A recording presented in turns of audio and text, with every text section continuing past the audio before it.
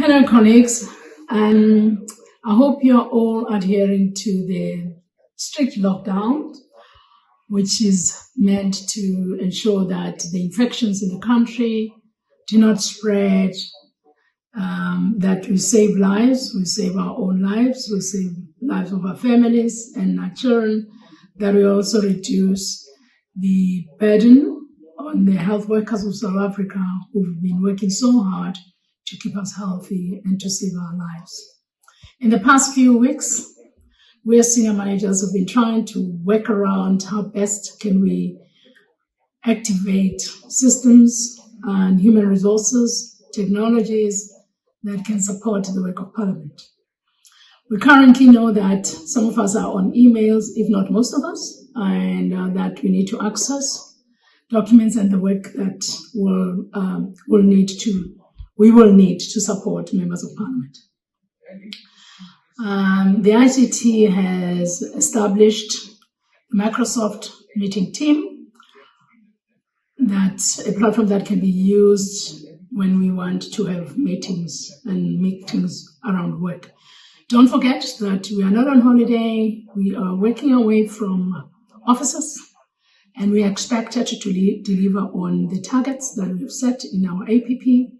We also are expected to make sure that we do the plans as per the cycle of planning and as dictated by the Act or the FMPPLA. Most of all, you are aware that committees can't meet the way they would have met. Plenaries cannot be held in the manner that we usually know. And currently, what we're trying to do, working together, is to establish systems and processes that can assist members to do their work wherever they are.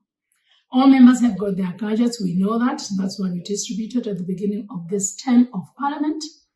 We therefore are going to set up a process and a plan which will be communicated by the managers who are responsible for the support to members on how best are we going to support members.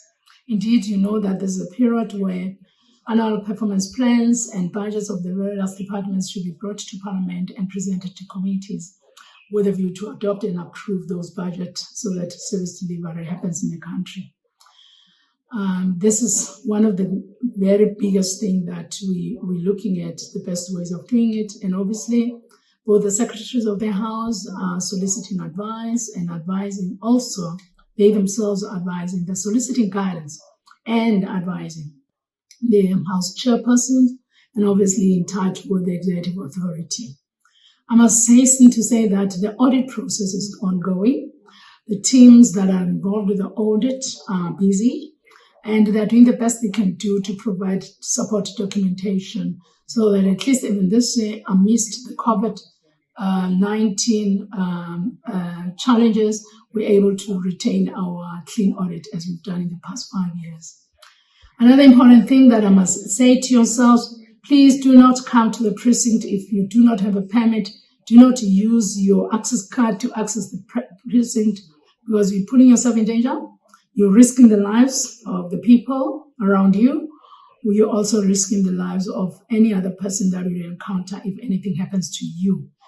I ask that you really adhere to the process we've set in place, that if you do want to come to work or to the office, shall I say, there must be a permit given to you as per the regulations under the National Disaster Strategy. Please make sure that you don't break the law and just come into the precinct without permit. We will be sharing with you the detail of the plans of how we're going to be supporting the work of Parliament. Of most importance is that Parliament's work shouldn't be destabilized completely. As you know, Parliament is quite important in ensuring that the executive delivers on service delivery and ensuring that effective oversight is exercised over the executive. And we are the ones, as officials, who are supposed to make sure that our members are successful in doing that work. We will be communicating with you very soon. Thank you very much, and keep safe, keep healthy, and keep locked down.